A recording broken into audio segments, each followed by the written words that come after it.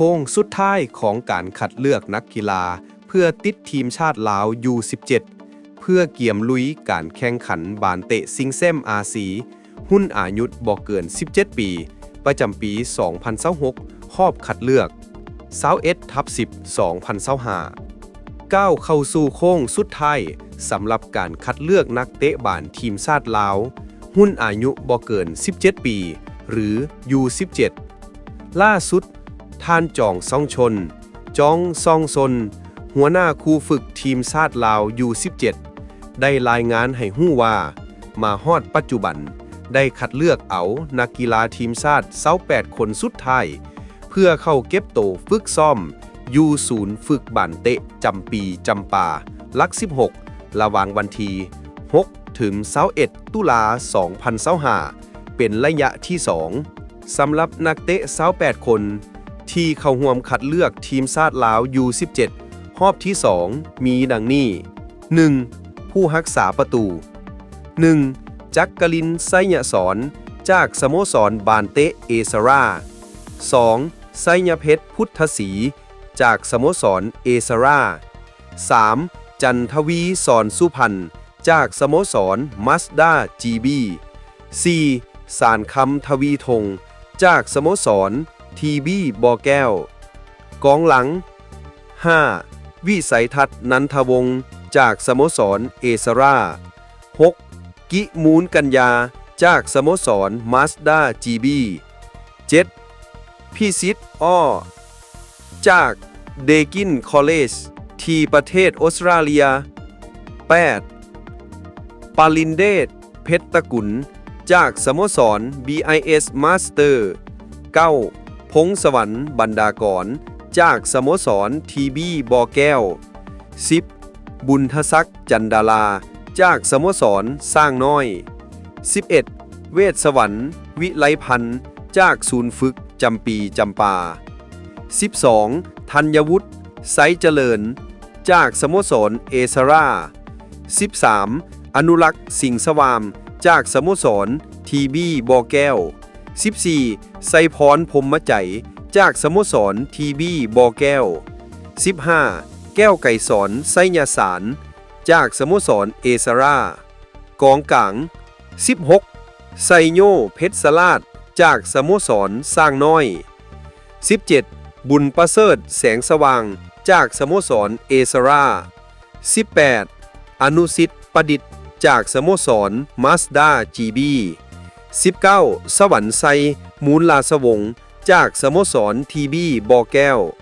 20. ยานวุฒิมุยพระจันทร์จากศูนย์ฝึกจำปีจำปากองหน้า 21. ไสยสิทธิ์เคลือบพาพรจากสโมสรเอซารา 22. อาติยะอินทวงศ์จากสโมสรเอซารา 23. สิทธิราชจันทมาลีจากสโมสรมาสด้าจีบี24. โอดินศรีพานิชจากสโมสรทีบีบอแก้ว25. สมคิดแก้วมณีวงศ์จากสโมสร BIS Master 26. พุทธไทยจันทลังสีจากสโมสรสร้างน้อย27. สีสมบัติวิไลสอนจากศูนย์ฝึกจำปีจำปา28. พรหมสอนนิรวงศ์จากสโมสรมาสเตอร์ส่วนระยะการฝึกซ้อมมีดังนี้ 1. ระยะที่ 1 เอิ้นนักกีฬาเป้าหมายเข้ามาฝึกซ้อมจำนวน 43 คน ระหว่างวันที่ 17 ถึง 26 กันยา 2025 2. ระยะที่ 2 คัดนักกีฬาจากระยะที่ 1 ให้เหลือ 35 คน เพื่อฝึกซ้อมระหว่างวันที่ 6 ถึง 21 ตุลา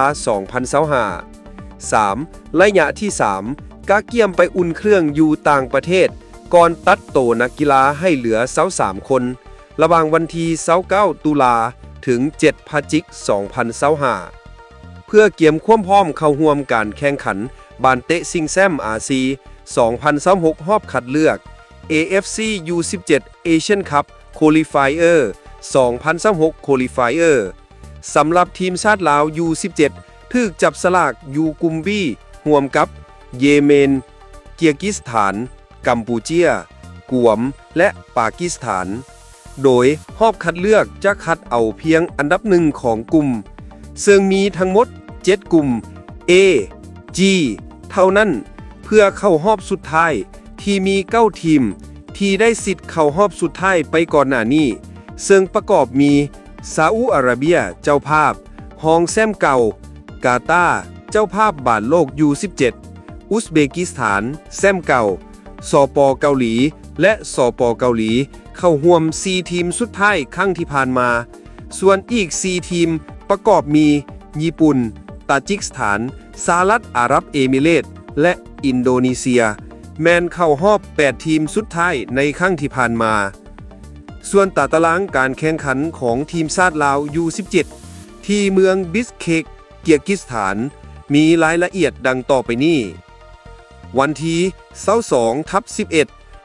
2025เวลา 16 โมงเวลาในประเทศลาว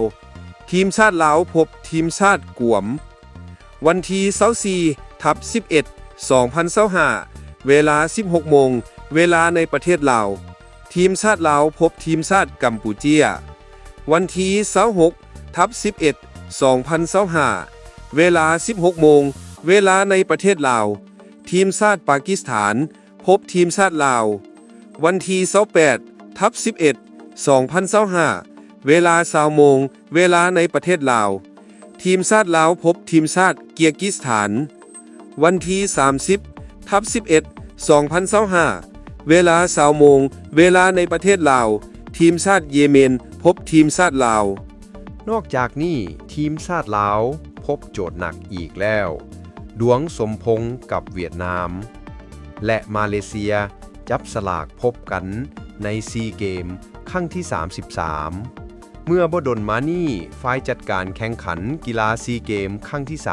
33ที่ประเทศไทยได้จับสลากการแข่งขันกีฬาบานเตะในงานครั้งนี้ซึ่งสหพันธ์บานเตะแห่งชาติลาวส่งประเภททีมไซส์เข้าร่วมกับอีก9ชาติขาดเพียงบรูไนที่บ่ส่งทั้งทีมหญิงและทีมชายผ่านการจับสลากปรากฏว่าทีมชาติลาวอยู่กลุ่ม B ร่วมกับทีมชาติเวียดนามและมาเลเซียเป็นการพ้อกันอีกครั้งจากครั้งผ่านมาปี 2023ที่กัมพูเชียการแข่งขันเตะบานทรายในงานซีเกมครั้งที่ 33ยังกำหนดอายุบ่เกิน22ปีเหมือนครั้งผ่านมาทั้งสุดใหญ่